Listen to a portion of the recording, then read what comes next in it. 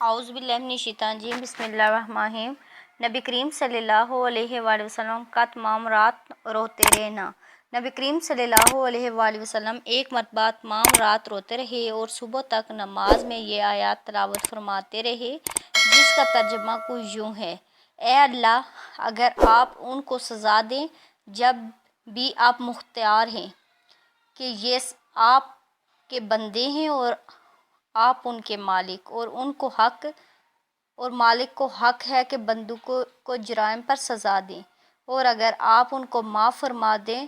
تو بھی آپ مختار ہیں کہ آپ زبردست قدرت والے ہیں تو معافی پر بھی قدرت ہے، اور حکمت والے ہیں تو معافی بھی حکمت کے مواقف ہوگی۔